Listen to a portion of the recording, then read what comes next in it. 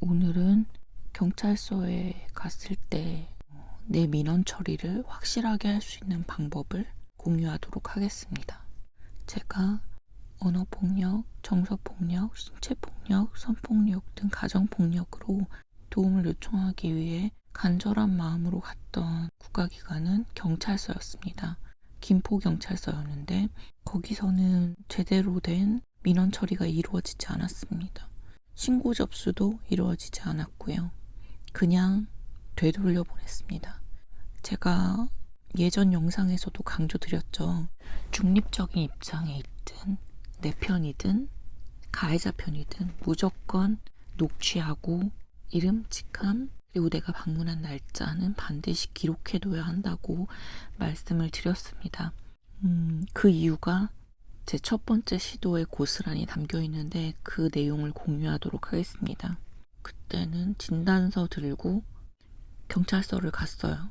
경찰서 앞에 가면 어떤 일로 오셨죠? 라고 묻습니다. 그때 제가 겪은 피해 사실들 그래서 도움이 필요하다고 요청을 드렸고 그럼 여청계를 가보셔야 한다. 그래서 여청계가 몇 층 어디에 있는지 안내를 받게 됩니다. 여청계를 들어갔고 거기 있는 경찰분들 중에 어떤 분과 이야기를 해야 될지 몰라요. 어쩔 줄 모르고 잠시 서 있었어요. 그랬더니 한 분이 어떤 일로 오셨냐고 물어보셨어요. 그럼 여러분들이 하실 일은 그분의 이름과 직함을 꼭 메모하는 일이고 지금부터의 대화는 무조건 녹취를 해야 합니다.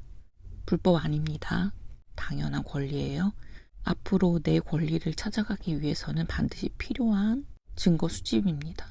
경찰이 제대로 된 업무를 하지 않고 2차 가해를 할 확률 저는 99%라고 강력하게 이야기할 수 있습니다. 제대로 일하는 경찰 단 한 명만 보고 죽고 싶다라는 생각이 들었거든요. 그런 경찰이 6년 동안 2명이었고 그분들께 그래서 제 사건을 이야기 드렸어요. 그랬더니 정말 경찰의 대응이 잘못됐다. 같은 경찰로서 너무 화가 난다. 경찰이 당신을 보호하는 건 경찰이 할 일이다. 그걸 요구하는 건 너무 당연하다. 앞으로 당당하게 요구해라. 같은 경찰로서 너무 부끄럽고 민원이 들어오고 사건이 들어왔을 때 그걸 맞지 않고 되돌려보내는 케이스를 이들도 많이 본 거죠. 근데 여기도 조직이잖아요. 대부분 이 사람들의 상사였고 그래서 이분들도 제대로 된 목소리를 내지를 못하는 거죠. 경찰이 무사고로 계속해서 그냥 나오는 월급을 받을 수 있는 가장 좋은 방법은 사건을 맡지 않는 거예요. 그냥 오늘을 무사히 넘기는 것이 이 경찰들에겐 가장 좋습니다. 이 경찰이 편하게 직장 생활을 하는 노하우예요. 안주하고 그냥 방치하고 모르는 척하고 만만한 피해자는 돌려보내고 제가 김포 경찰서에 최초로 갔을 때도 저에게 부부싸움과 강력범죄를 구분하지 못한다고 저를 가르치시더라고요. 근데 그 어떻게 가르치시냐면 언어폭력에 대해서는 부부싸움이다 명백히. 그리고 뭐 정서적 학대는 증거 있느냐. 신체폭력 저 분명히 진단서 들고 갔어요. 그런데 이건 그냥 단순 부부싸움이라고 볼 수밖에 없다. 그러면서 예를 드신 게 30년 동안 그렇게 맞고 사신 분이 계셨대요. 딱 그 기준이었어요. 30년이 됐느냐. 전 30년 안 됐거든요. 그럼 가정폭력이 아니라는 거죠. 강력범죄가 아니라는 거예요. 그리고 어딘가 부러졌느냐, 꿰맸느냐 보여달라. 제가 집중적으로 맞은 건 진단서에도 나와 있지만 두개골 쪽이었어요. 그러면 강력범죄가 아니라는 거죠. 부부싸움이래요. 울면서 매달렸어요. 너무 무섭다. 나 죽인다고 했고 죽는 줄 알았고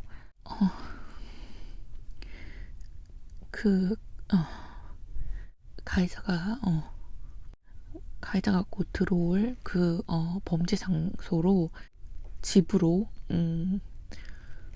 돌아갈 걸 생각하면 너무너무 무섭다라고 이야기했음에도 불구하고 부부싸움에 경찰이 개입하지 않는다라고 선을 분명히 그으셨어요. 바보처럼 울면서 나왔어요. 그리고 아, 그렇구나. 내가 뭘 몰랐구나. 이건 폭력이 아니구나. 근데 나는 왜 이렇게 무섭지? 내가 왜 이렇게 정신과 치료까지 받아야 하지? 왜 진단서는 이렇게 나왔지? 왜 내 진단서를 끊어준 의사는 왜 경찰에게 도움을 요청하고 말해줬지? 너무 무서웠고 제가 죽는 것도 두려웠지만 제 죽음이 묻혀질 게 너무 두려웠어요. 그래서 차마 부모님한테는 말씀드리지 못하고 제 친구에게 내가 오늘부터 일주일 이상 너에게 연락이 없다면 경찰에 신고해주고 범인은 남편이고 나를 죽음에 이르게 한 범인을 반드시 잡아달라고 그렇게 카톡을 보냈어요. 집 주소와 함께. 그리고 나중에 그 경찰 지인에게 경찰서를 다녀왔는데 이렇게 그냥 돌아왔다라고 말을 했더니 그런 사람은 경찰이어서는 안 된다고. 이 친구는 본인의 직업에 대한 프라이드가 확실히 있는 친구였어요.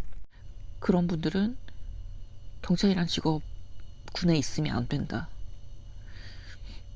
그러면 우리가 할 수 있는 일은 무엇일까? 그게 바로 청문 감사실입니다. 청문 감사실. 이 청문 감사실만 언급하시면 모든 일이 해결되는 마법 같은 단어이니까 꼭 기억하세요. 청문 감사실. 각 경찰서마다 청문 감사실이 있고요. 앉자마자 청문 감사실을 언급하셔도 되지만 우선 민원이 있어서 혹은 누구를 신고하기 위해서 혹은 나를 보호하기 위해서 경찰서에 방문을 했다. 그러면 이름과 직함 물어보시고 본인이 여기까지 왜 왔는지를 이야기하세요. 그런데 저처럼 상대방이 그냥 사건화하지 않고 그럴 땐 됐고 청문감사실 어디 있는지 그걸 물어보세요. 제가 두 번째로 이 김포경찰서를 방문했을 때 그때는 원터치 SOS를 신청할 수 있었어요. 지금은 스마트워치를 받을 수 있죠. 제 지인인 경찰이 그걸 빨리 신청을 해라. 너무 당황하고 그러면 112를 숫자 1 2번, 2 1번을 찾아서 누를 겨를도 없다는 걸 그 친구는 알았어요. 그 경찰은 알았어요. 그래서 한 번만 누르면 바로 긴급신고되는 원터치 SOS를 신청하러 반드시 경찰서에 다시 방문을 하라고 하더라고요. 내키지 않았어요. 또 만나기 싫었어요. 저한테는 2차 가해자였어요. 근데 너무 무서웠기 때문에 다시 갔어요. 그때는 그 사람이 있지 않았어요. 그때 얼굴을 기억했는데 그 사람이 없더라고요. 그래서 다른 분께 나 원터치 SOS 신청하러 갔다. 똑같은 절차를 또 반복했어요. 또 얘기했어요. 또 진단서를 내밀었어요. 이분도 부부싸움과 강력범죄를 구분하지 못하더라고요. 조언대로 여기 청문감사실 어딨냐고 물어봤어요. 그랬더니 너무 놀라면서 청문감사실은 갑자기 왜 찾냐는 거예요. 그래서 나 거기 가서 신청하겠다 라고 이야기했어요. 저는 그냥 청문감사실이 어딨냐고 물었고 난 거기 가서 이야기하겠다 라고 이야기했을 뿐이에요. 근데 마법 같은 일이 벌어집니다. 갑자기 자리를 내어줍니다. 앉아서 조금만 기다려달라고. 자기 혼자 막 분주해요. 어디에 전화를 걸어서 이러이러한 일 때문에 신청하시려고 오셨다. 이거 어떻게 해야 되느냐. 전화가 2통 더 오갑니다. 신청이 됐대요. 끝났대요. 아니 이 쉬운 걸 하지 않기 위해서 그 사람은 부단히 노력했습니다. 마법의 단어, 청문 감사실, 그리고 드디어 사건 접수 안내를 받아요. 제 사건이 변하지 않았어요. 제 민원을 받았던 형사가 변하지도 않았어요. 둘 다 똑같았어요. 그냥 되돌려 보내려고 굉장히 애를 썼어요. 이 일을 안 맡으려고. 근데 마법의 단어, 청문 감사실을 듣는 순간 모든 절차가 일사천리로 진행이 됩니다. 2차 가해 감히 엄두도 못 내죠. 아예 깔고 가세요. 나는 2차 가해 지긋지긋하고 단 한마디도 듣고 싶지 않다. 청문 감사실부터 깔고 가세요. 만약에 저처럼 재방문이었다면 내가 같은 사건으로 2번 상처받기 싫어서 이곳에 왔다라고 이야기를 하시고, 그래서 청문감사실에 가서 이 사람이 나한테 이런 말을 했다라는 이야기하려면 적어도 내가 몇 월 며칠 날짜, 시간, 담당자 이름, 직함까지 알면 좋고요. 녹취가 있으면 더 좋죠. 끊임없이 증명해야 하거든요. 녹취 파일 넘기면 돼요. 간단하잖아요. 힘들게 이야기 안 해도 됩니다. 아이폰 쓰시는 분들 통화 중 녹음 안 되죠. 저 어플도 써봤는데 되게 불편하더라고요. 녹음기 사세요. 얼마 안 해요. 몇만 원밖에 안 해요. 손가락만한 거 사면 돼요. 볼펜 녹음기도 있어요. 최신 걸 사세요.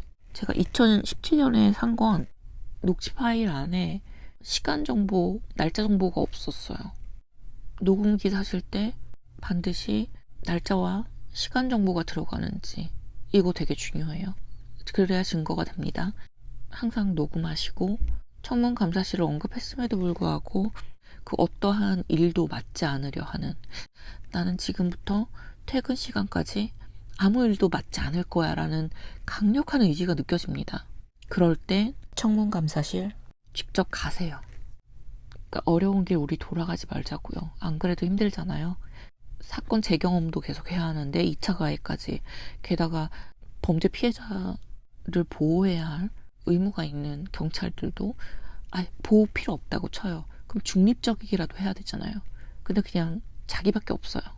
그냥 빨리 이 사건을 안 맡고 퇴근하기. 이게 최대의 목표입니다. 그 사람들은. 그런 사람들 색출해서 하나씩만 제거하자고요. 우리 뒤부터는 이런 고생 좀 덜 해도 되지 않을까요? 지뢰밭이라고 치면 몇만 개의 지뢰가 있어요.